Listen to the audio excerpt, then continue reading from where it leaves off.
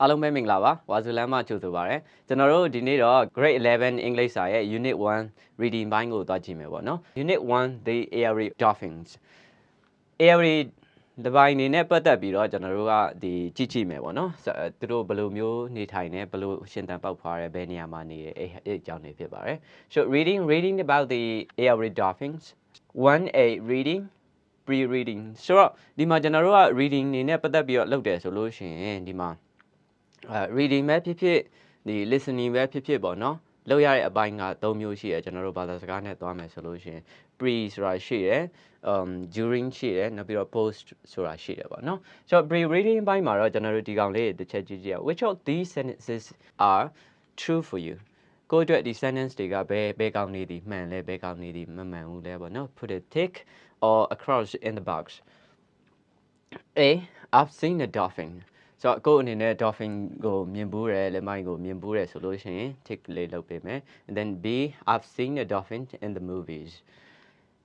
ရုပ်ရှင်ထဲမှာပဲမြင်ဘူးတယ်ဆိုလို့ရှိရင်เนาะကျွန်တော်တို့ဒီဘိုက်မှာချစ်ပေးမယ်เนาะဆိုတော့ကျွန်တော်ဆိုလို့ရှိရင်လည်းကျွန်တော်ရုပ်ရှင်ထဲမှာပဲမြင်ဘူးတယ်အပြင်မှာမမြင်ဘူး okay C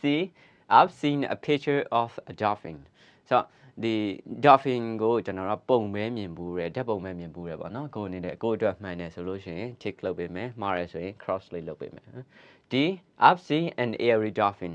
အဲ့ dolphin ငယ်ထဲမှာ airy dolphin ကိုကျွန်တော်တို့မြင်ဘူးတယ်ဆိုလို့ရှိရင် tick ချစ်ပေးမယ်နော် I've never seen a dolphin လုံးဝမမြင်ဘူးဆိုရင် tick လေးလုပ်ပေးမယ်မြင်ဘူးတယ်ပညာဆိုလို့ရှိရင်ဒီမှာ cross လေးလုပ်ပေးမယ်ပေါ့နော် How will you feel if you see a dolphin dolphin ကိုကျွန်တော်တို့မြင်ရမယ်ဆိုလို့ရှိရင်ကိုယ်စိတ်ထဲမှာဘယ်လိုခံစားရမလဲပေါ့နော်ဒါတော့ reading မလုပ်ခင်မှာဖြေရမယ့်မေးခွန်းလေးဖြစ်တယ်ကိုယ့်အကိုစူးစမ်းပြီးဖြေကြည့်ပါဦးနော် Okay ဆိုတော့ကျွန်တော်တို့စာလေးဖတ်ကြည့်မယ် Okay read the passage လေးကျွန်တော်တို့တစ်ချက်ကြည့်ကြည့်မယ်နော်The dolphin is a kind of sea animal that looks like a large fish with a long pointed snout. ဆိုတော့ဒီမှာကျွန်တော်တို့ဒီ reading တွေလုပ်မယ်ဆိုလို့ရှိရင်သိရမယ့်အချက်တစ်ခုရှိရဲ့အဲ့ဟာဘာလဲဆိုလို့ရှိရင်စာကြောင်းတွေကိုဖတ်လိုက်တိုင်းမှာဘယ်ကောင်ဒီ subject လဲဘယ်ကောင်ဒီ verb လဲဘယ်ကောင်ကတော့ဘာ phrase လဲ adjective phrase တာဘာ phrase လဲပေါ့နော်အဲ့လိုမျိုးပုံစံမျိုးတွေသိချာသိဖို့လိုတယ်အဲ့လိုသိတယ်ဆိုလို့ရှိရင်ဒီ like it's not very much difficult to understand the meanings of the sentence ပေါ့နော်ဒီစာကြောင်းရဲ့အဓိပ္ပာယ်ကိုနားလည်ဖို့အဲ့လိုမျိုးသိရဆိုရင်အရင်မခက်တော့ဘူးဆိုတော့ဒီမှာ the dolphin is a kind of sea animal ဒီမှာဆိုရင်ဒီကောင်ဒီ bird ဖြစ်တယ် a kind of sea animal ပင်လယ်နေတဲ့တကောင်ဖြစ်တယ်တစ်မျိုးဖြစ်တယ် that ပါလာပြီဒီလိုမျိုး relative clause relative pronoun တွေဘာတွေသုံးထားရဆိုလို့ရှိရင်ကျွန်တော်တို့ကဒီရှေ့မှာရှိတဲ့သူ့ရဲ့သက်ဆိုင်တဲ့ noun ကို modify လုပ်ထားတယ် intensify လုပ်ထားတယ်ဆိုတဲ့ပုံစံမျိုးကိုပြောတာ because like these phrases that you see give you the information about the noun so ဒီ noun နဲ့ပတ်သက်လို့ကျွန်တော်တို့က information အပိုတွေပဲပေးတာဖြစ်တယ်ပေါ့နော်ဆိုတော့တစ်ချက်ကြည့်မယ် a kind of sea animal ဘယ်လိုပင်လယ်နေတဲ့တွာဖြစ်တယ်ဘယ်လိုမျိုးလဲဆိုလို့ရှိရင် that looks like a large fish with a long pointed snout so ဒီနှာခေါင်းရှည်ပေါ့နော်ဆိုတော့နှာခေါင်းရှည်ပါတဲ့ငါအကြီးစားမျိုးပုံစံရှိတော့ပင်လယ်နေတဲ့တွာတစ်မျိုးဖြစ်ပါတယ်လို့ပြောတာ Dolphins are both intelligent and friendly towards humans Dolphins လင်းပိုင်တွေက are both intelligent and friendly towards humans ဆိုတော့ဉာဏ်ကောင်းတယ်ပြီးတော့လူတွေနဲ့ပတ်သက်လို့ရှိရင်လည်းလူတွေကိုခင်မင်တယ်ညာနော်လူတွေနဲ့ပတ်သက်ရင်သူတို့ကအရင်ကြောက်နေတာမျိုးမရှိဘူးခင်တွေ့တယ်friendly ဖြစ်တယ်ပေါ့နော် There are several types of dolphins အမျိုးအစားတွေလက်မအမျိုးအစားတွေအများကြီးရှိပါတယ် Among them the airy dolphin is a popular kind in Southeast Asia သူတို့ထဲမှာတော့ airy လပိုင်းကဒီအရှေ့တောင်အာရှမှာကြော်ကြားတဲ့မျိုးစိတ်တွေကတစ်ခုဖြစ်တယ် Dolphins of this type are usually found in coastal areas in South and Southeast Asia and in freshwater rivers in Myanmar, Indonesia, and Laos. So, the dolphins of this type, the subject ဖြစ်တယ်ဒီလိုလင်းပိုင်အမျိုးအစားက are usually found စင်တဖြင့်တော့တွေ့ရတယ် in coastal areas in South and Southeast Asia ဆိုတော့ဘယ်မှာတွေ့ရမလဲဆိုလို့ရှိရင်သူတို့ကိုတောင်အာရှပြီးတော့အရှေ့တောင်အာရှနဲ့ဒီမြန်မာနိုင်ငံပြီးတော့ Indonesia နိုင်ငံနဲ့ Laos နိုင်ငံမှာဆိုလို့ရှိရင်เนาะရေချိုပိုင်းနေမှာများသောအားဖြင့်တွေ့ရတယ်လို့ပြောတာ This species is called the Aori dolphin as it was first found in the Aori River in Myanmar ဆိုတော့ဒီ dolphin ကိုဒီလက်ပိုင်အမျိုးစိတ်ကိုကျွန်တော်တို့က Aori dolphin လို့ခေါ်တယ် as it was first found in the Aori River in Myanmar ဆိုတော့ဘာလို့လဲဆိုလို့ရှိရင်မြန်မာနိုင်ငံမှာရှိတဲ့ Aori မြစ်ထဲမှာပထမဆုံးတွေ့တာဖြစ်တဲ့အတွက်ကြောင့်မို့လို့သူကိုဒီမျိုးစိတ်ကို Aori လင်မိုင်းလို့ခေါ်တယ် Its scientific name is Acryla breviostris and it is one of the endangered species among the freshwater dolphins in the world သူရဲ့ဒီ scientific name အနေနဲ့ဆိုလို့ရှိရင်เนาะ Acryla breviostris လို့ခေါ်တယ်ဆိုတော့ဒီကောင် endangered species ဆိုတာမျိုးဒီကျွန်တော်တို့ collocation လို့ခေါ်တယ်ပေါ့နော်ဆိုတော့ဒီကောင်ကိုကျွန်တော်တို့ vocabulary ကြားလို့ရှိရင်တစ်ချက်ထပ်ပြီးတော့တွေ့ရလိမ့်မယ်ဆိုတော့ among the freshwater dolphins in the world ဆိုတော့ဒီမှာဘာလဲဆိုလို့ရှိရင်ကမ္ဘာမှာရှိတဲ့ရေချိုလက်ပိုင်းအမျိုးအစားတွေထဲမှာမှအဲ့ဒီ Aori dolphins တွေမျိုးတုံးပြောက်ွယ်ဖို့ရာခိုင်နှုန်းများနေတဲ့ဒီမျိုးစိတ်တွေထဲကတစ်ခုဖြစ်တယ် One description The Aori dolphin is quite different from other well-known dolphins. So, Aori dolphin ကအခြားလူသိများထင်ရှားတဲ့လက်ပိုင်းတွေလက်ပိုင်းအမျိုးအစားတွေနဲ့ကွာခြားပါတယ်အတော်လေးကွာခြားတယ် Its color may be dark blue or dark or pale gray. So, သူ့ရဲ့အရောင်ကဘယ်လိုအရောင်ရှိမလဲဆိုလို့ရှိရင် dark blue နက်ပြာရောင်ဖြစ်မယ် or dark အနက်ရောင်ဖြစ်မယ်ဒါမှမဟုတ်လို့ရှိရင် pale gray မီးခိုးပြောရောင်လေးဖြစ်မယ် It has a rounded head and a very vulgy forehead ဆိုတော့သူကခေါင်းလုံးနဲ့ပြီးတော့သူ့ရဲ့နှစ်ဖူးပြင်ဆိုလို့ရှိရင်လည်းအပေါ်ကိုချွန်မောက်နေတာမျိုးတွေရှိတယ် Unlike other dolphins it has no beak or snout ဆိုတော့တခြားလက်မိုင်းမျိုးစားတွေနဲ့မတူတာ it has no beak or snout လို့ပြောထားတယ်သူကနှုတ်သီးမပါဘူးပေါ့နော် Aori လက်မိုင်းမှာဆိုလို့ရှိရင် The dorsal fin is short blunt and triangular ဆိုတော့ဒီမှာ dorsal fin ဆိုတာ like ဒီသူတို့ရဲ့ခေါင်းအပေါ်ကဒီဆူတောင်ပေါ့နော်အဲ့ဒီကောင်ကတူတယ်ပြီးတော့တုံးတယ်ပြီးတော့တရိကန်ပုံလေးရှိနေတယ်တဲ့ဒီလိုမျိုးတရိကန်ပုံလေးရှိတယ်ပြီးကြရင်တော့ပုံပြမယ်နော် So the flavors are long and broad ဆိုတော့သူတို့ဘေးကဒီရေရက်တွေကလည်းရှည်တယ်ပြီးတော့ကြီးမားကျယ်ပြန့်တယ် The average length is 2.3 meters and the weight can range from 90 kilogram to 200 kilogram ဆိုတော့ဒီမှာသူတို့ရဲ့ဒီ average length ပေါ့နော်အရှည်ပြန်မြအရှည်ကဘယ်လောက်ထိရှိမလဲဆိုလို့ရှိရင် 2.3 meter ရှိတယ်နောက်တစ်ခုဒီသူတို့ရဲ့အလေးကိုလေးချိန်ကတော့90 kg ကနေပြီးတော့200 kg ထိကိုရှိတယ်နော် They feed on bony fish eggs and crustaceans which are crabs lobsters and shrimps ဆိုတော့သူတို့ဘာတွေစားလဲဆိုလို့ရှိရင် bony fish စားတယ်ပြီးတော့ fish eggs so like ngā ure and then crustaceans which are crabs and lobsters and shrimps ပေါ့နော်ဆိုတော့ဒီ crustaceans ဆိုတာကဒီဘာလဲအခွန်မှာရေနေတဲ့တူပါပေါ့နော်ဥပမာကနန်းတို့ပဇွန် like lobsters ကြောက်ပဇွန်တို့ဘာလို့ပေါ့နော်အဲ့လိုမျိုးပုံစံမျိုးတွေနောက်ပြီးတော့ပဇွန်အသေးတွေအဲ့လိုမျိုးဟာတွေကိုစားကြတယ် They also eat octopuses and squids သူတို့ကဒီရေဘဝဲတွေနောက်ပြီးတော့ပြည်ကြီးငါလိုမျိုးပေါ့နော် squids တွေအဲ့ဟာတွေကိုလဲစားကြတယ် They take food into the mouth by sections that is by sucking in it They take food into the mouth by section လို့ပြောထားတယ်သူတို့အစာစားတဲ့အခါမျိုးတွေမှာသူတို့ကစုပ်ယူပြီးတော့ပါးစပ်ထဲကိုစားတယ်စုပ်ယူပြီးတော့စားတယ် that is by sucking in it လို့ပြောထားတယ်ဆိုတော့ဒီနေရာမှာဆိုလို့ရှိရင်ကျွန်တော်တို့ကဒီ that is ဆိုတာမျိုးကိုရေးပြထားရပါတော့ဆိုအတူကောက်ရေးမယ်ဆိုလို့ရှိရင်တော့ I.E အဲ့လိုမျိုးပုံစံမျိုးတွေရေးကြရရှိတယ် okay ဆိုတော့ဒီပုံကတော့ဒါ Aori dolphin ပုံပေါ့နော်သူ့ကိုကြည့်လိုက်တယ်ဆိုလို့ရှိရင်ဒီမှာနှုတ်သီးဒီအရင်မရှိဘူးဒီလောက်ပဲနောက်တစ်ခုသူ့ရဲ့dorsal fin ဒီ triangular ရှိတယ်နော် Aori dolphins like to stay in tropical and subtropical waters and near shallow coastal waters ဆိုတော့ ဒီမှာ area လင်ပိုင်းတွေကဘယ်မှာနေလဲဆိုလို့ရှိရင်အပူပိုင်း tropical area tropical water like အပူပိုင်းဒေသရေမှာပင်လယ်ရေမှာရှိတယ် and then subtropical water ဆိုတော့ like ရေအပူပိုင်းလည်းဟုတ်တယ်ဒါပေမဲ့တချို့ရာသီကြလို့ရှိရင်ဒါအေးပိုင်းလိုမျိုးဖြစ်တဲ့ဟာတွေရှိတယ်ပေါ့နော် and then near shallow coastal waters ရေတိမ်ပိုင်းတွေမှာနေကြတယ် and in other words they live near coast and river mouths ဆိုတော့တခြားနည်းနဲ့ပြောရမယ်ဆိုလို့ရှိရင် in other words ရတယ်နော် they live near coast ကမ်းရိုးတန်းဒေသအနီးအနားမှာနေတယ်ပြီးတော့ river mouths like ဒီမြစ်ဝကျွန်းပေါ်အဲ့လိုမျိုးပုံစံမျိုးပေါ့နော်မြစ်ဝတွေမှာနေကြတယ် they are also found in freshwater rivers the Erie River in Myanmar the Mahakam in Indonesia and the Mekong in Laos ဆိုတော့ဒီသူတို့ကိုရေချိုမြစ်တွေမှာလည်းတွေ့ရတယ်မြန်မာနိုင်ငံမှာဆိုလို့ရှိရင်เนาะ Erie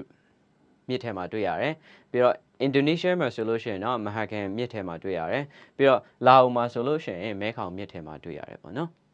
They are mostly seen about 1.6 kilometers away from the shore and they do not usually live in deep waters. So, Dima, they are mostly seen about 1.6 kilometers away from the shore လို့ပြောထားတယ် So, ကမ်းခြေကနေပြီးတော့သူတို့ကိုကြည့်လိုက်မယ်ဆိုလို့ရှိရင်1.6 kilometer လောက်ပဲဝေးတဲ့အကွာအဝေးဆိုရင်သူတို့ကိုများသောအားဖြင့်မြင်ရတယ်လို့ပြောတာ And they do not usually live in deep waters. ရေနက်ပိုင်းတွေမှာနေလေနေထားမရှိဘူး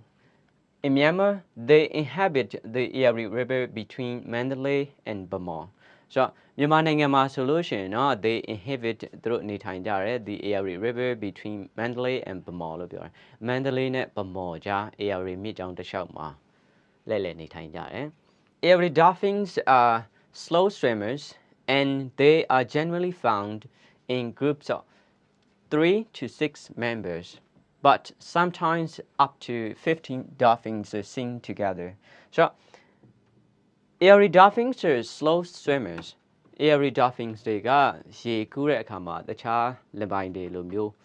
မမြန်ဘူးပေါ့နော်နည်းနည်းပဲကူးတတ်တဲ့သူတွေဖြစ်တယ် and they are generally found in groups of 3 to 6 members. So, ပုံမှန်အားဖြင့်တော့သူတို့ကိုတွေ့ရတဲ့အခါမှာ3កောင်ကနေပြီးတော့6កောင်ထိအတူတူတွေ့ရတာမျိုးရှိတယ် but sometimes တခါလေကြာရင်တော့ up to 15 dolphins are seen together ခါလေကြာရင်တော့15កောင်လောက်ထိလင်ပိုင်း15កောင်လောက်ထိအတူတူတွေ့ရတယ် they produce sounds such as whistles clicks and screeches to communicate with one another So they produce sounds သူတို့အတန်တွေထုတ်လုပ်တယ်ဘယ်လိုအတန်တွေလဲ such as whistles လေချုံတန်တွေ click flippers တစ်ခုနဲ့တစ်ခုရိုက်ခတ်ပြီးတော့ဗောနော်အဲ့လိုမျိုးရိုက်ခတ်တန်တွေ and then screeches ဆူဆူဝါးနဲ့သူတို့ဗစက်ကနေပြီးချွချွနဲ့အော်တဲ့အတန်တွေအဲ့လိုအတန်မျိုးတွေကိုထုတ်လုပ်တယ်ဘာလို့ဖို့လဲ to communicate with one another တစ်ကောင်နဲ့တစ်ကောင်ဆက်သွယ်ဖို့ဗောနော်ဆိုတော့ဒီမှာတခြားပြန်ကြည့်မယ်ဆိုလို့ရှိရင် they produce sounds such as whistles clicks and screeches to communicate with one another. So, Erie လင်ပိုင်းတွေကတစ်ကောင်နဲ့တစ်ကောင်ဆက်သွယ်ဖို့ရာလေချုံတန်တွေဒီရေရက်ရိုက်တန်တွေပြီးတော့ဗစက်ကနေပြီးတော့ချွေးနဲ့အဲ့လိုမျိုးအော်ပြီးတော့အော်တဲ့အတန်တွေကိုထုတ်လုပ်ကြတယ်ပေါ့နော် They can be seen jumping, making bubbles and hitting the water with their flippers and tails. So, they can be seen jumping သူတို့ကိုမြစ်ထဲမှာတွေ့ရတဲ့အခါ they can be seen jumping ရေထဲကနေပြီးတော့ခုန်ပြန်ပြီးတော့သွားနေတာတွေ့လိမ့်မယ် and then making bubbles ရေလုံးတွေထုတ်နေတာတွေတွေ့ရမယ် and then hitting the water with their flippers and tails ဆိုတော့ရေကိုသူတို့ရဲ့ဒီရေရက်တွေနောက်ပြီးတော့အမီးတွေအဲ့ဟာတွေနဲ့ရိုက်ခတ်ပြီးဆော့ကစားနေရလဲတွေ့ရလိမ့်မယ် they can squirt streams of water that can reach up to 1.5 meters above the surface of the water. So, they can squirt streams of water ဆိုတာလေသူတို့ရေမှုတ်ထုတ်တာကိုပြောတာသူတို့ရဲ့ဒီလေရှူပေါက်နှာခေါင်းပေါက်ကနေပြီးတော့ပေါ့နော်ရေမှုတ်ထုတ်တာအဲ့ဒီရေမှုတ်ထုတ်နိုင်ပါတယ် that can reach up to 1.5 meters above the surface of the water. So, ရေမျက်နှာပြင်ကနေပြီးတော့1.5 meter အမြင့်ထိရောက်နိုင်တဲ့ the ye ko yin way but no account you moto nine. One of the most distinct characteristics of these dolphins is the mutual relationship they have with the fishermen. So, one of the most distinct characteristics of these dolphins subject general image. So, the limbaindwe the two chaso we did that lekanari they got the kugaro is pite. The mutual relationship they had with the local fishermen. So, ဒီကောင်တစ်ခုလုံးဒီ object ပဲဟောဒီလင်မိုင်တွေရဲ့ထူးခြားဆုံးဝိသေသလက္ခဏာတွေတွေကတစ်ခုကတော့ဒေသတွင်ငါးဖမ်းသမားတွေနဲ့သူတို့ကြားမှာရှိတဲ့အချင်းချင်းနားလည်မှုပဲဖြစ်တယ်နားလည်မှုဆက်ဆံရေးပေါ့နော်သူတို့ကြားတဲ့ဆက်ဆံရေးပဲဖြစ်တယ် By making a tapping sound against the sides of their boat the local fishermen used to call the dolphins to drive fish into their cast nets. So, by making a tapping sound against the sides of their books လို့ပြောထားတယ် the local fishermen ဒီဒေသတွင်ငါးဖမ်းသမားတွေကဘာလုပ်လဲဆိုလို့ရှိရင်သူတို့ရဲ့ဒီလှေဘေးတွေကိုပေါ့နော်လော်တက်နဲ့ tap နဲ့အဲ့လိုရိုက်ချင်းအပြင်လို့ပြောတာ by making a tapping sound ရတယ်နော် the local fishermen used to call the dolphins to drive fish into the cast nets လို့ပြောထားတယ်အဲ့လိုလုပ်တာဘာလုပ်တာလဲဆိုလို့ရှိရင် they used to call the dolphins လမ်ပိုင်းတွေကိုခေါ်လိုက်တာဘာလုပ်ပေးဖို့လဲ to drive fish into the cast nest ဆိုတော့သူတို့ရဲ့ငါးဖမ်းပိုက်ထဲကိုငါးတွေကိုမောင်းခိုင်းတာ okay in return အပြန်အလှန်အဖြစ်တော့ they rewarded the dolphins with a share of the fish that they have caught ဆိုတော့သူတို့အပြန်အလှန်အဖြစ်တော့သူတို့ဖမ်းလို့ရတဲ့ငါးတွေကိုဝေစုအနေနဲ့ဒီလင်ပိုင်းတွေကိုပြန်လှည့်ပြီးတော့ကျွေးကြတယ်The fishermen trying to get the attention of the dolphins in various ways. So the ငါးဖမ်းသမားတွေအနေနဲ့လင်ပိုင်းတွေရဲ့ attention အာရုံစူးစိုက်မှုကိုရရှိဖို့ရာနည်းလမ်းအမျိုးမျိုးနဲ့ in various way like trying to get စူးစမ်းကြတယ်လို့ပြော By striking the sides of their boats with their wooden sticks သူတို့ရဲ့လေဘေးနှစ်ဖက်ကိုတစ်သားဒုတ်ချောင်းတွေနဲ့ရိုက်ချင်းအပြင်ဒါမှမဟုတ်လို့ရှိရင် by splashing the surface of the water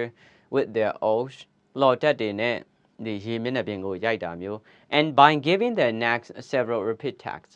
ဆိုတော့ဒီမှာ by giving their necks several repeat tags ဆိုတာသူတို့ရဲ့ပိုက်ကွန်တွေပေါ့နော်အဲ့ပိုက်ကွန်တွေကိုလင်းမြန်ဆောင်းဆွဲလိုက်တာမျိုးအဲ့လိုမျိုးအဖြစ်ဒီလင်ပိုင်းတွေရဲ့ attention like အာရုံစူးစိုက်မှုကိုဤအမျိုးမျိုးနဲ့အရာယူကြတယ်လို့ပြောတာAiry dolphins are now on the verge of extinction. So, ဒီမှာ on the verge of extinction ဆိုတာဒီ like မျိုးတုံးပျောက်ကွယ်ဖို့အန္တရာယ်ရှိနေတော့လို့ပြောတာဆိုတော့ Airy လင်ပိုင်းတွေကအခုဆိုလို့ရှိရင်မျိုးတုံးပျောက်ကွယ်ဖို့အန္တရာယ်ကိုကြားရောက်နေပါပြီ They are listed as a critically endangered species. That is, it may no longer exist in the future as the dolphin population declines year by year. So, they are listed as a critically endangered species လို့ပြောထားတယ်ဆိုတော့သူတို့ကိုဒီမျိုးတုံးပျောက်ကွယ်ဖို့အန္တရာယ်ကြားရောက်နေတဲ့မျိုးစိတ်တွေလို့သတ်မှတ်ထားတယ် That is ဆိုလိုတာကတော့ it may no longer exist in the future အနာဂတ်မှာဒီ area လင်ပိုင်းတွေမရှိတော့ဘူးလို့မရှိတော့တာလည်းဖြစ်ရင်လည်းဖြစ်မယ် As the dolphins population declines year by year dolphin like လပိုင်းအကောင်အရေအတွက်ကတစ်နှစ်ပြီးတစ်နှစ်ရော့ကျလာတဲ့အတွက်ကြောင့်မို့လို့အနာဂတ်မှာဒီလပိုင်းတွေကမျိုးတုံးပျောက်ကွယ်ဖို့ဖြစ်ကောင်းဖြစ်လိမ့်မယ်လို့ပြောတာ They often get entangled in the fishing nets and they also die as a result of electrofishing and the use of gill nets and explosive. So They often get entangled in the fishing net လို့ပြောထားတယ်။သူငါးဖမ်းတဲ့အခါတွေမှာငါးပိုက်မှာလာပြီးတော့ညှိတွယ်နေလေးရှိတယ်။မကြာခဏပေါ့နော်။ And they also die as a result of electrofishing and the use of gill nets and explosives. So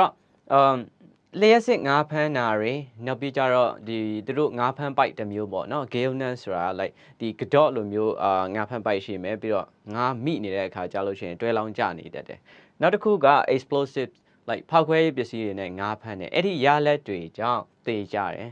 Now in Myanmar the dolphins are under protection အခုတော့မြန်မာနိုင်ငံမှာလပိုင်းတွေကိုကာကွယ်ပေးထားပါတယ် The region in the Erie River between Mengon and Zhaomiao is officially recognized as a sanctuary to protect the decline of dolphin population. So, the Mengon နဲ့ Zhaomiao ကြား Erie မြစ်ကြောတလျှောက်ဒေသကို is officially recognized လုံးဝဒီတိုင်းသည့်ပြည်သည့်အတိမတ်ပြုထားတယ် as a sanctuary like သူတို့ဘေးမဲ့ဇုံအဖြစ်သတ်မှတ်ထားတယ် to protect the decline of the dolphin population ဆိုတော့ဒီကြောင်းလုံးပြန်ပြောမယ်ဆိုလို့ရှိရင်မင်းကုန်းနဲ့ကြောက်မြောင်းကြား AR မြစ်ကြောတလျှောက်ဒေသကိုလပိုင်းမျိုးစိတ်တွေရော့ကျလာမှုကိုထိန်းသိမ်းရန်အတွက်ဘေးမဲ့နေရာဖြစ်ဘေးမဲ့ဇုံအဖြစ်အတိမတ်ပြုထားတယ် The Department of Fisheries prohibits the catching or killing of dolphins. ဆိုတော့ငါးလုံးငန်းဦးစီးဌာနအနေနဲ့ကတော့ဒီလပိုင်းမျိုးစားတွေကိုဖမ်းဆီးခြင်းတပ်ဖြတ်ခြင်းအိတ်ကောင်တွေကိုတားမြစ်ထားတယ်